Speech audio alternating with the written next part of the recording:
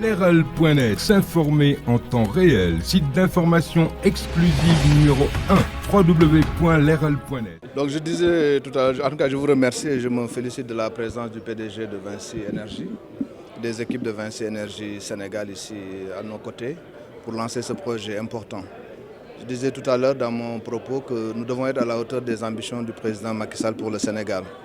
Quand il lançait le plan Sénégal émergent avec beaucoup d'ambition, quand il lançait cette ville de Diamniadio, naturellement, il avait fait une grande place à l'énergie, à l'électricité. Parce que sans énergie, sans électricité, il sera difficile de parler d'émergence.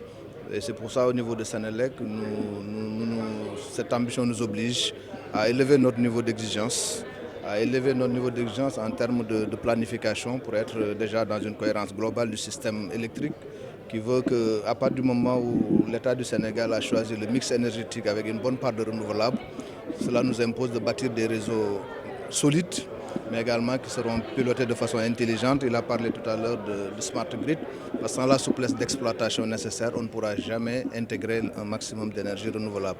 C'est une question qui revient très souvent. Pourquoi on n'utilise pas plus de solaire? On n'utilise pas plus de solaire parce que techniquement, aujourd'hui, on ne peut pas le faire.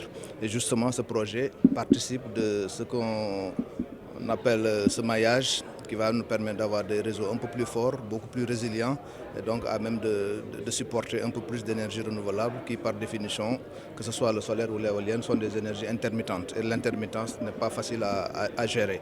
Donc ça, c'est l'aspect le plus important. Élever notre niveau d'exigence pour que le maximum de Sénégalais aient accès à l'énergie, ça passe par des projets de ce type. Élever notre niveau d'exigence pour améliorer la qualité de service pour ceux qui ont déjà accès à l'énergie, notamment dans l'agglomération dakaroise, qui concentre 60 à 70% de l'activité économique du pays et consomme 60% de l'énergie électrique produite au Sénégal. Donc on se devait de nous mettre aux normes, parce que c'est ça d'abord la première exigence, se mettre aux normes avant de lancer une perspective sur des projets futuristes qui à terme permettront de mettre le réseau sénégalais au niveau de tous les réseaux qui se font ce qui se fait de mieux au niveau réseau, au niveau mondial. Voilà. Moi, souvent, quand on me parle du montant des projets, j'insiste sur le montant sur le coût de ne pas les faire.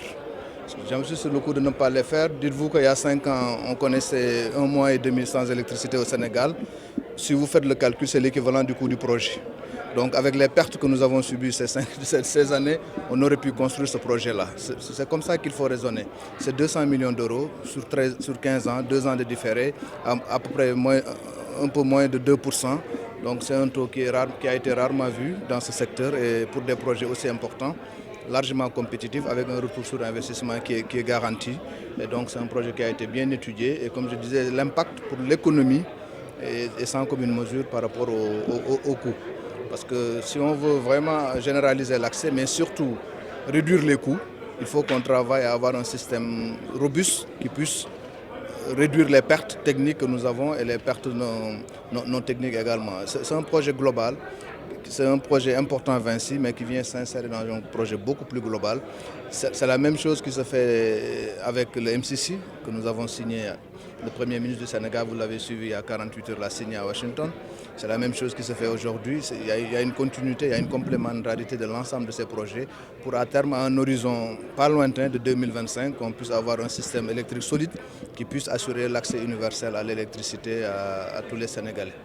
Leral.net, s'informer en temps réel. Site d'information exclusive numéro 1, www.leral.net.